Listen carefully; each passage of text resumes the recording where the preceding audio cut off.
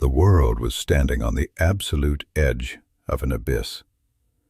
I remember the exact texture of the air in our living room that evening in the early 1940s. The heavy wooden radio cabinet in the corner of the room wasn't just a piece of furniture. It was the oracle bringing the storm into our quiet lives. The crackling voice coming through the static spoke of empires expanding, of tyranny marching across Europe, of cities bombed to rubble, and of a darkness threatening to swallow everything we held dear. I was just a young man, barely old enough to buy a drink, but as I sat there listening to the broadcasts, watching the grim, tight lines around my father's mouth, the sheer scale of the shadow falling over the world became terrifyingly clear.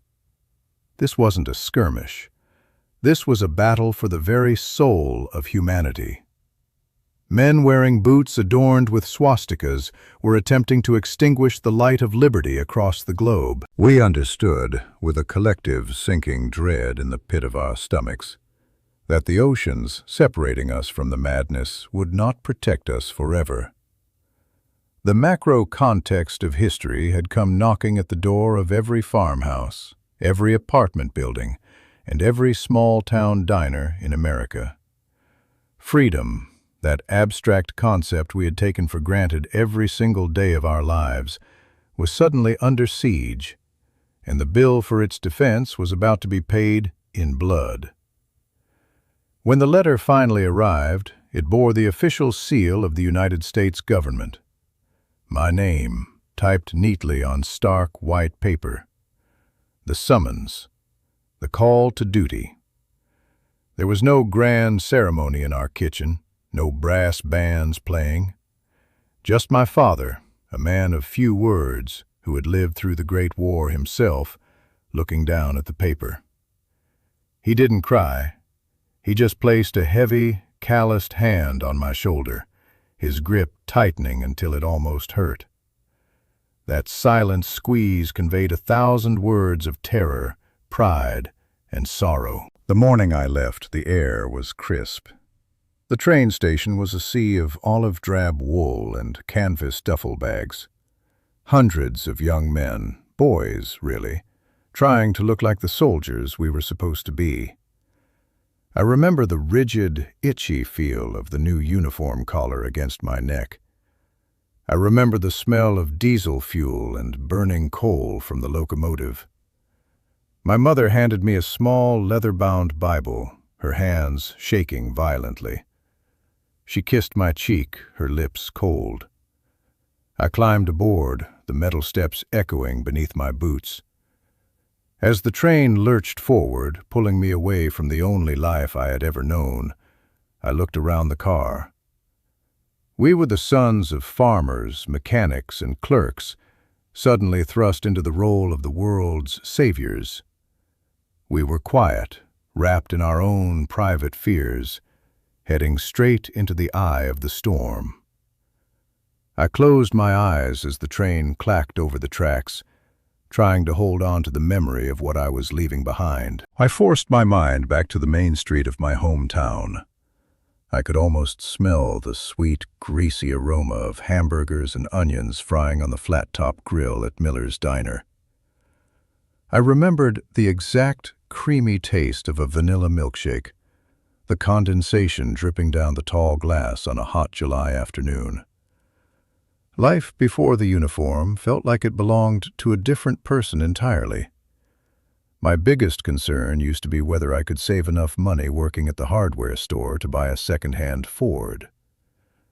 I remembered the sound of crickets on summer evenings, sitting on the porch swing, watching fireflies dance in the tall grass. It was an innocent, fiercely ordinary American dream. We were insulated by our youth and the vast geography of our nation.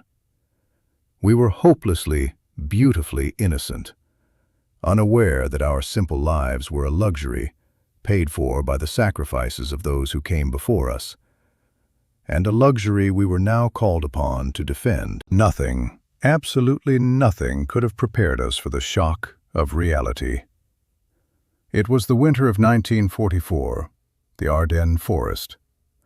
We called it the Battle of the Bulge, but for us on the ground, it was simply hell frozen over. The cold hit me first. It wasn't just weather, it was an assault. A biting, vicious cold that slashed through our inadequate winter gear, turning our boots to blocks of ice and our fingers to numb, useless sticks. The beautiful pine trees were splintered, jagged teeth reaching into a perpetually gray, uncaring sky. But the cold was secondary to the smell. The idyllic scent of American apple pie was replaced by the suffocating stench of cordite, diesel fumes, raw earth, and the coppery, nauseating odor of spilled blood. I remember jumping into a foxhole that was half filled with freezing water and mud.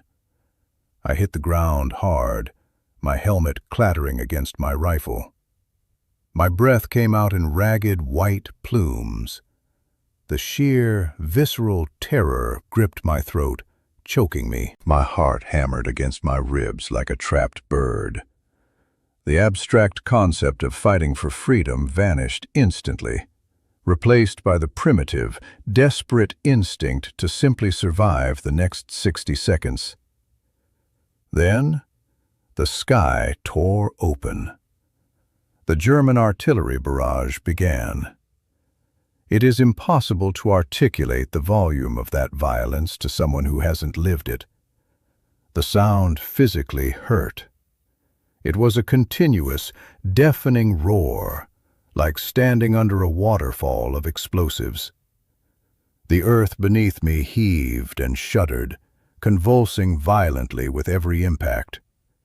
Dirt, snow, and jagged shards of hot shrapnel rained down on us.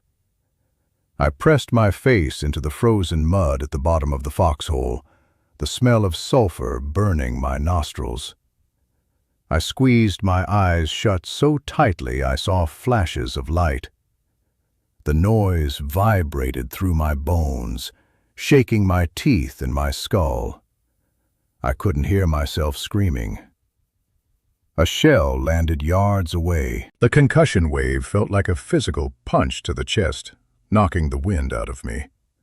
When I opened my eyes, the world was a blurry landscape of smoke and flying debris. I saw men, boys I had trained with, boys I had shared cigarettes and stories of home with, broken and bleeding in the snow. The ideological war, the grand speeches of politicians evaporated in the smoke. This was no longer about maps or empires. It was a slaughterhouse. It was the absolute, horrific rupture of everything civilized and human. I was terrified. We all were. Anyone who tells you they weren't afraid in combat is either lying or insane. I lay in that freezing hole, my hands shaking so uncontrollably I could barely hold my M1 Garand. I prayed. I prayed to God, I prayed to my mother, I prayed to anyone who would listen to just make the noise stop. My buddy Miller slid into the foxhole next to me.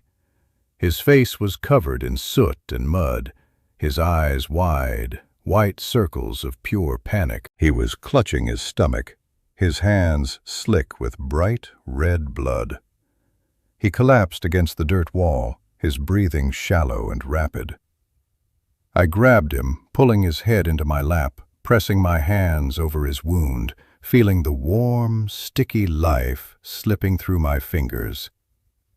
The vulnerability of that moment, the absolute helplessness of watching a friend fade away while the world exploded around us, broke me. Bravery, I learned in that agonizing hour, wasn't the absence of fear. Bravery was being terrified, freezing, covered in a friend's blood, and still gripping your rifle, holding the line because it was your duty. Miller stopped shivering. His eyes lost their focus. and I was left alone in the cold. When it was over, when the guns finally fell silent and the war was won, we came home. America was draped in bunting and victory flags. Ticker-tape parades filled the streets, brass bands played triumphant marches, and people cheered us as heroes. But walking through my hometown, the same streets I had dreamed of in the trenches, I felt completely disconnected. I smiled, I shook hands, but inside I was echoing with an unbearable silence. The town looked exactly the same, but I was fundamentally, irrevocably changed. I carried a phantom limb of grief and horror that no one could see. I remember sitting in Miller's diner, ordering a vanilla milkshake. I took a sip, but I couldn't taste the sweetness. I just tasted the metallic tang of fear and mud. The normal life I had fought to preserve felt alien to me. The people around me were complaining about rationing or the weather, and I wanted to scream at them. The transformation was profound. I had survived, but part of my soul was buried in the frozen dirt of the Ardennes alongside Miller. Decades have passed. My hair is white, my steps are slow, and my hands tremble even when I'm just holding a cup of coffee. I stand today before a granite memorial, running my fingers over the engraved names of the boys who never grew old.